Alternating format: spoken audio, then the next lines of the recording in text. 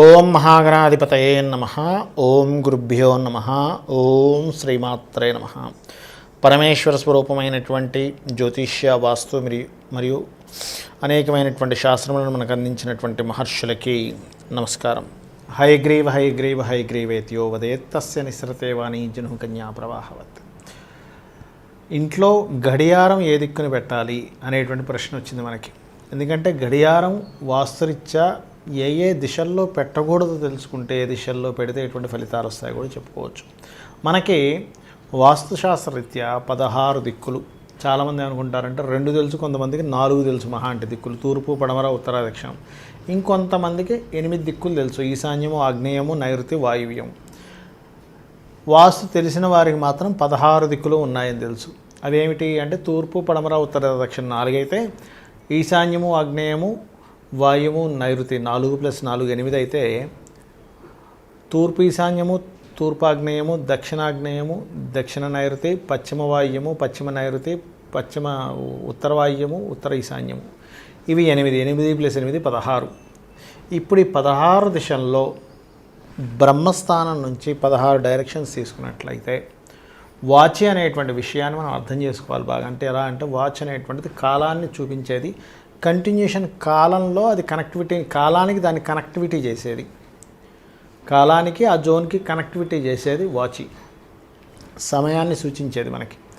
ఆ రకంగా సమయాన్ని సూచించేటువంటి వాల్ క్లాక్ ఏదైతే ఉంటుందో ఆ వాల్ క్లాక్ని ఇంట్లో ఎటువైపు పెడితే మంచిది అని చెప్పి చూసినట్లయితే ముందుగా 2 దిశలు పెట్టకూడదు. అది ఒకటి పశ్చిమానికి వాయువ్యానికి మధ్య భాగం, అంటే వెస్ట్కి నార్త్ వెస్ట్కి సెంటర్లో అస్సలు పెట్టకూడదు. అక్కడ పెట్టినట్లయితే ఇంట్లో వాళ్ళు నిత్యము ఏదో ఒక ఇబ్బందితో బాధపడుతున్నటువంటి సందర్భాలు ఎదురవుతుంటాయి. రెండవది నైరుతికి మరియు దక్షిణానికి మధ్య భాగం, అంటే దక్షిణ నైరుతి అంటారు దాన్ని. నైరుతికి దక్షిణానికి మధ్య భాగంలో కనుక పెడితే విపరీతమైనటువంటి ఖర్చులు, నిత్యం ఏదో ఒక ఖర్చు అవుతూ ఉంటుంది. గుర్తుపెట్టుకోండి, నిత్యము ఇది కాదు అది కాదు ఖర్చు కంటిన్యూ ఖర్చు అవుతూనే ఉంటుంది. మరి 2 కాకుండా ఇప్పుడు 16లో 2 పోతే ఏంటి, మిగతా 14లో మీకు వాచ్ రెమెడీ లాగా పనిచేస్తుంది. అంటే వాల్ క్లాక్ అనేటువంటిది రెమెడీగా పనిచేస్తుంది, చేతి పెట్టుకునే వాచ్ కాదు, వాల్కు ఉండేటువంటి వాచ్.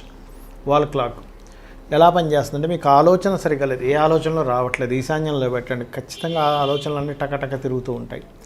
హ్యాపీనెస్ తగ్గింది, తూర్పు ఈశాన్యంలో పెట్టండి, ఇంట్లో ఎంజాయ్మెంట్స్ పెరుగుతాయి. అధికారం రావాలి, నిత్యం అధికారం మనకు కంటిన్యూషన్లో ఉండాలి, అధికారం చేజారిపోకూడదు, తూర్పు వైపు పెట్టండి. అయితే ఇందులో కూడా మళ్ళీ షేపులు ఉన్నాయి, రకరకాల కలర్స్ ఉన్నాయి. అలాగే ఆలోచనలు బాగా చక్కగా దాన్ని అమలుపరచడం కానీ, దాని ఆలోచనలో నుంచి ఒక విషయాన్ని బయటికి తీయడం కానీ చేయాలి.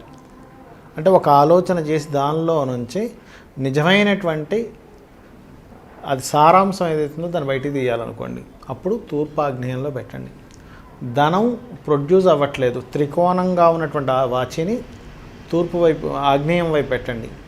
ఇప్పటి వరకు మనం చెప్పినటువంటి తూర్పు కానీ తూర్పాగ్నేయం కానీ తూర్పు ఈశాన్యం కానీ ఏం చేస్తారంటే అక్కడ దీర్ఘచతురస్రాకారం పెట్టండి అక్కడ వాచి. అలాగే దక్షిణ నైరుతి దక్షిణము దక్షిణాగ్నేయం వైపు త్రికోణంగా ఉన్నటువంటి వాచీలు, రెడ్ కలర్లో ఉన్నటువంటి వాచీలు, వాల్ క్లాకులు పెట్టినట్లయితే మీకు ప్రమోషన్స్, ఇంట్లో వాళ్ళు బద్ధకం వదలడం, ఒక టైమింగ్ మెయింటైన్ చేయడం లాంటివి జరుగుతూ ఉంటాయి. నైరుతిలో కనుక వాచి పెట్టినట్లయితే రిలేషన్స్, మీ స్కిల్స్ పెరుగుతూ ఉంటాయి. దక్షిణ నైరుతి పశ్చిమ నైరుతిలో పెట్టినట్లయితే time to time me goals time to time reach అవ్వడం జరుగుతుంది. పశ్చిమంలో పెట్టినట్లయితే ప్రాఫిట్స్ వస్తాయి. వాయువ్యంలో పెట్టినట్లయితే బ్యాంకింగ్ టైమింగ్కి కనెక్ట్ అవుతుంది. అదేవిధంగా ఉత్తర వాయువ్యంలో కనుక పెట్టినట్లయితే మీకు అది ఆగకుండా చూసుకోవాలి. ఈ వాల్స్కి పెట్టేటువంటి క్లాక్స్ ఏవైతే ఉన్నాయో అక్కడ పెట్టినట్లయితే ఏమవుతుందంటే మీ యొక్క ప్రోడక్ట్కి కానీ మీ సంబంధించినటువంటి వాటికి కానీ టైం టు టైం అన్నీ జరుగుతూ ఉంటాయి, మీ లైఫ్లో జరిగేటువంటి కొన్ని సంఘటనలు కూడా. అలాగే ఉత్తరంలో కనుక పెట్టినట్లయితే కొత్త వారి చేత మీకంటే కొత్త కొత్త అవకాశాలు, ధనప్రాప్తి అధికంగా ఉంటుంది. ఉత్తర ఈశాన్యంలో కనుక పెట్టినట్లయితే ముఖ్యంగా ప్రాబ్లమ్స్ నుంచి బయటపడడం జరుగుతూ ఉంటుంది, అనారోగ్య సమస్యల నుంచి బయటపడడం కూడా జరుగుతూ ఉంటుంది. అంటే ఒక వాల్ క్లాక్ ఇన్ని విషయాలని చెబుతూ ఉంటుంది, గుర్తుపెట్టుకోండి. అయితే అది కొన్నిసార్లు కలర్స్, కొన్ని సైడ్స్ షేప్స్, వీటికంటే ముఖ్యంగా మీరు ఏ దిశ ఎక్కడుంది, ఎన్ని డిగ్రీలు టిల్ట్ అయింది అనేటువంటిది చాలా ముఖ్యమైనటువంటి అంశం. ఆ ముఖ్యంగా అది చూసుకోకుండా ఎక్కడ పడితే అక్కడ వాల్ క్లాక్ కనుక పెట్టినట్లయితే చాలా ఇబ్బంది గురవుతుంది, గుర్తుపెట్టుకోండి. ఈ రకంగా చేసుకుని వాల్ క్లాక్ విషయంలో దీన్ని ఒక రెమెడీగా వాడుకోవచ్చు. శ్రీమాత్రే నమః.